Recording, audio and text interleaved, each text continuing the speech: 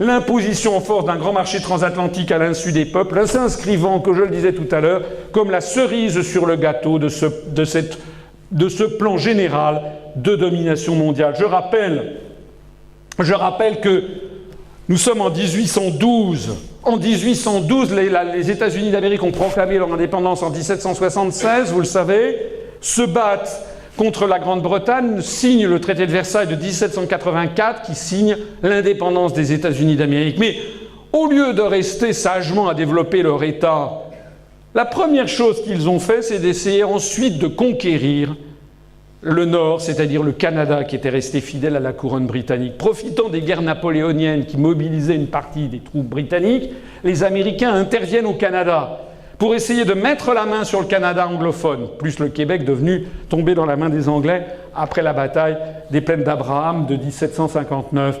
Et donc, ça ne marche pas. Les colons restent fidèles aux Anglais. Il y a même des batailles acharnées. Les Canadiens descendent jusqu'à Washington, brûlent la maison du président des États-Unis, qui va devenir toute noire, qui va être repeinte en blanc, et que l'on appellera depuis lors White House, la Maison Blanche. En 1812, tout ça se terminera d'ailleurs par le traité de Gand, le statu quo, c'est-à-dire que les Américains ne sont pas parvenus à mettre la main militairement sur le Canada. Ils vont donc définir une nouvelle stratégie. Si je vous en parle, c'est parce que c'est toujours la même, qui est toujours à l'œuvre aujourd'hui. Elle a été définie par Andrew Jackson, à l'époque général en chef, qui deviendra président des États-Unis de 1829 à 1837. Il est d'ailleurs sur tous les billets de $20. C'est un homme important dans la mentalité américaine. Nous allons nous prévaloir de notre droit au libre-échange et ouvrir le marché aux produits de notre sol afin d'égaler les exploits de Rome. C'est-à-dire que ce que l'on n'a pas réussi à conquérir par les armes, on va le conquérir par le libre-échange et par le business. En 1854, l'agent secret des États-Unis, Isaac Andrews, fait rapport au département d'État dans le but d'aider les mouvements partisans de l'annexion et du libre-échange au Canada. Les États-Unis veulent mettre la main sur le Canada. Ils n'y sont pas parvenus militairement. Ils proposent donc d'y mettre la main par le libre-échange.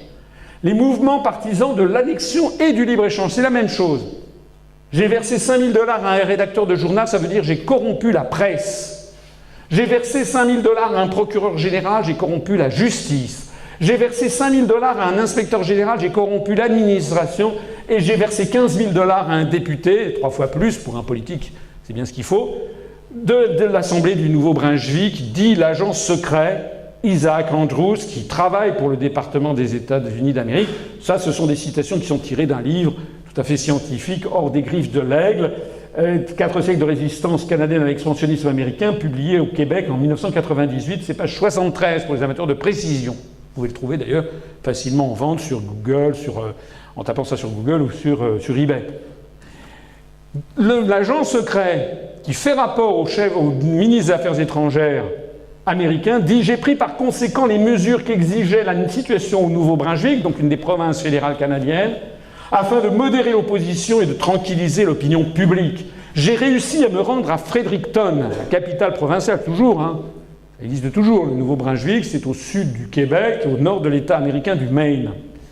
J'ai réussi à me rendre à Fredericton avant la fin de la session de l'Assemblée législative et j'ai ainsi évité tout débat sur la proposition de traité de libre-échange à l'étude ou sur toute autre mesure législative néfaste. Vous vous rappelez ? Éviter tout débat.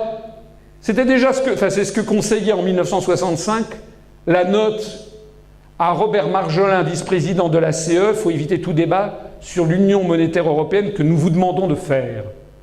Eh bien, dès 1854, il fallait éviter tout débat sur tout le traité de libre-échange à l'étude entre les États-Unis d'Amérique et le Nouveau-Brunswick. Et aujourd'hui, il faut éviter tout débat sur le traité de marché transatlantique.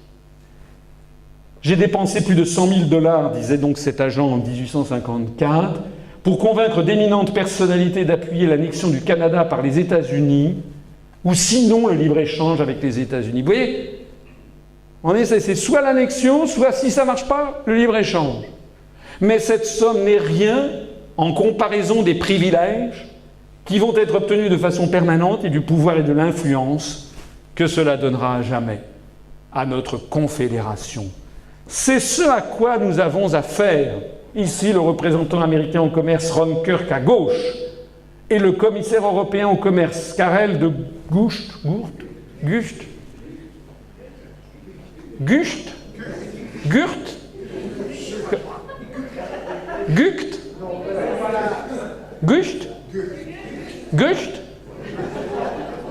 Bon, c'est une histoire belge.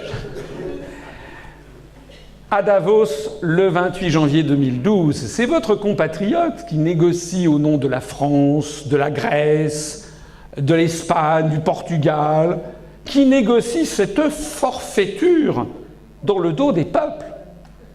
Je ne vous attaque pas, je sais très bien que tout ça n'a rien à voir avec la Belgique. C'est comme nous avons de beaux spécimens aussi en France de collabos. On en a même en général une spécialité. Mais tout ceci se fait dans le dos absolu des peuples. Pas tout à fait quand même, puisque ces débats ont lieu au Parlement européen, dont tout le monde se fiche, puisque tout le monde se fiche de ce qui se passe au Parlement européen.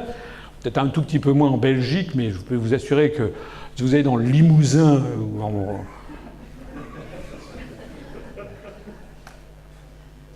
D'ailleurs, si vous demandez aux Français quels sont les États membres de l'Union européenne, je suis persuadé qu'il n'y aura pas... Vous prenez des gens dans la rue, il y aura 1% des gens qui seront capables de le dire sans faute.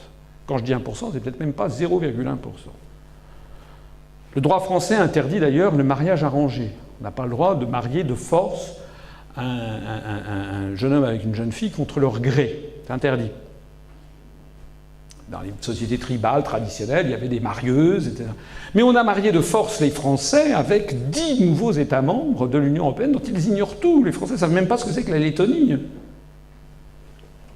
En attendant, le 23 octobre 2012, le Parlement européen a approuvé le grand marché transatlantique et parmi les députés au Parlement européen, eh bien, les députés français, je m'adresse ici non pas aux Belges, mais à un public français, les députés de l'UMP, les députés du Parti socialiste.